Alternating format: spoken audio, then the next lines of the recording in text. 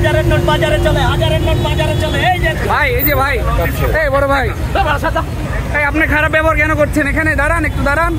কাঁধে ব্যাগ, হাতে বান্ডিল নিয়ে একজন দুজন নয়, একটি চক্র ঘুরে বেড়াচ্ছে দোকান থেকে দোকানে। ইত্তেফাকের ক্যামেরার উপস্থিতি টের পেয়ে সটকে পড়েন সেখান থেকে। তাদের সঙ্গে কথা বলার চেষ্টা করলে পালিয়ে যায় দালাল চক্রের সদস্যরা। তো সামনে যে লোকটি রয়েছে, এই মানুষের ব্যাগে রয়েছে 1000 টাকার নোট। আমরা একটু আগে দেখেছি, চেষ্টা করবো মূলত উনি এটি পেয়েছে কোথায়, ওনার সাথে কথা বলবো।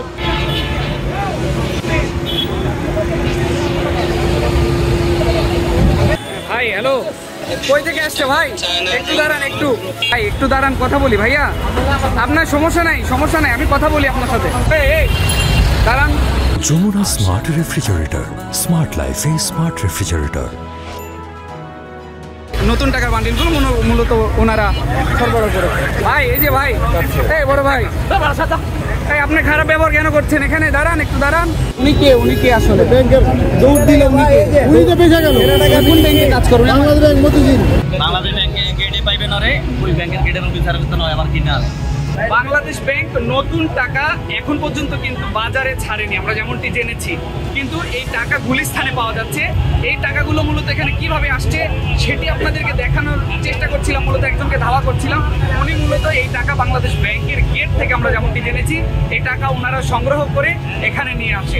1000 টাকা নোট আমরা দেখেছি যে এই গুলিস্তানের সব দোকানের কাছে কিন্তু নেই, মাত্র একজনের কাছে আছে। উনি কিভাবে পেয়েছে এটি জানবো। এই টাকাটা কিভাবে পেলেন? ব্যাংকের থেকে নিয়ে আসছে যারা, তাদের থেকে আমরা সবসময় কিনি এটা। একটু আগে যিনি আপনাকে টাকা দিচ্ছিল উনি কে? উনি এমনি ব্যবসা করে, এমনি ব্যাংকের ইউনগোর সাথে পরিচিত আছে, ওই হিসাব করে নিয়ে আসে। উনি কই পেয়েছেন? কই পারছে এটা যায় না, কিন্তু ওনার থেকে আবার আমি নিছি। জানা যায় রোববার থেকে প্রাথমিকভাবে সীমিত পরিসরে 20, 50 ও 1000 টাকার নোট বিতরণ করেছে কেন্দ্রীয় ব্যাংকের মতিঝিল অফিস। পাশাপাশি নির্দিষ্ট কিছু বাণিজ্যিক ব্যাংকের শাখায় বিতরণ শুরু হয়েছে।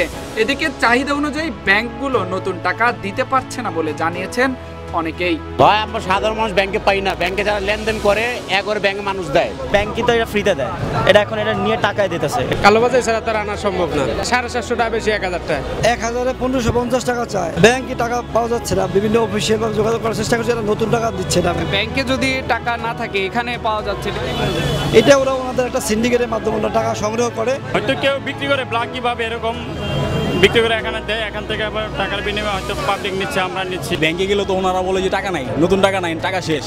এটা তো একটা সিন্ডিকেট দেখাই যেতেছে। প্রতি 1000 টাকা বিনিময় করতে হলে গ্রাহককে গুনতে হচ্ছে 300 থেকে 500 টাকা অতিরিক্ত অর্থ। অথচ মুদ্রা বিনিময়ে প্রচলিত আইন অনুযায়ী বলা আছে কোনো অতিরিক্ত অর্থ দিতে হবে না গ্রাহককে। এ বিষয়ে জানতে চাইলে বিক্রেতারা জানান ব্যাংক কর্মকর্তাদের সঙ্গে আতাত রয়েছে দালাল চক্রের সদস্যদের। তাদের মাধ্যমে নতুন টাকা চলে আসে গুলিস্তানে।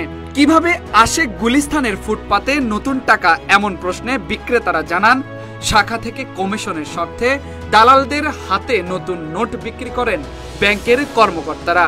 গুলিস্তানের ফুটপাতের এই টাকার বাজার থেকে বিক্রেতারা দিলেন এমন বিস্ফোরক তথ্য যে এবারে যেটা আসছে 1000 টাকার নোট দেখা গেছে। উনি কই পাইছে? উনি পাইছে বাংলাদেশ ব্যাংক থেকে। ব্যাংকে টাকা না পাওয়া গেলেও ফুটপাতের বাজারে পাওয়া যাচ্ছে নতুন টাকা। ব্যাগ ভর্তি টাকাই বা কোথায় থেকে এলো, কেনই বা রেখে দৌড়ালেন? ঈদের আনন্দ বাড়িয়ে দিতে দেশে প্রচলিত আইনে সাধারণ গ্রাহকরা কি হাতে পাবেন নতুন টাকা? এসব নানান প্রশ্নই থেকে যায়। ফেরদৌস প্রামাণিক, ইত্তেফাক, ঢাকা।